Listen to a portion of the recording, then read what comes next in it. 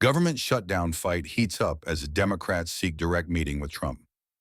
With 10 days left before federal funding expires on September 30th, Democratic leaders Chuck Schumer and Hakeem Jeffries publicly asked President Donald Trump for an urgent White House meeting.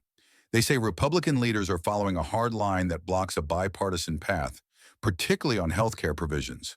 The Senate's rejection of a stopgap earlier in the week heightened the risk of a shutdown rolling into October.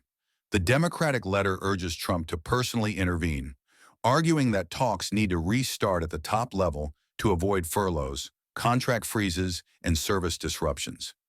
Democrats want an agreement that shores up ACA subsidies and addresses Medicaid funding, while Republicans argue for a cleaner short-term funding bill. The Senate left town after failing to advance a continuing resolution, a move Democrats derided as wasting precious time. A shutdown would hit a spectrum of services.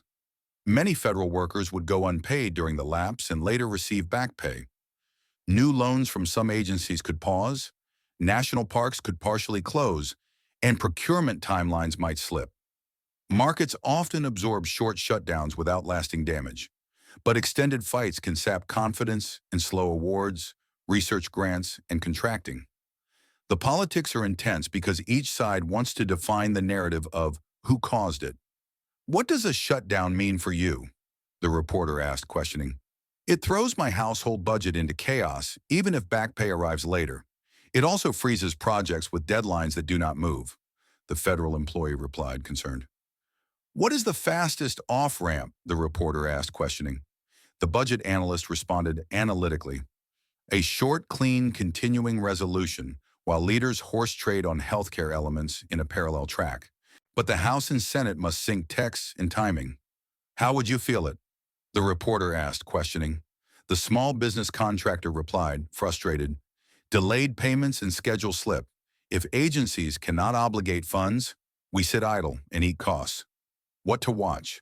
Whether the White House hosts leadership talks in the next 48 hours. If House or Senate leaders float a modified CR that includes some healthcare concessions without losing votes on the right. Workforce guidance memos that signal which agencies will keep more functions running during a lapse. Clock pressure is building. If a leadership huddle materializes, the outlines of a temporary deal could move quickly. If not, agencies will begin staging for a shutdown that risks collateral damage across paychecks, services, and confidence in the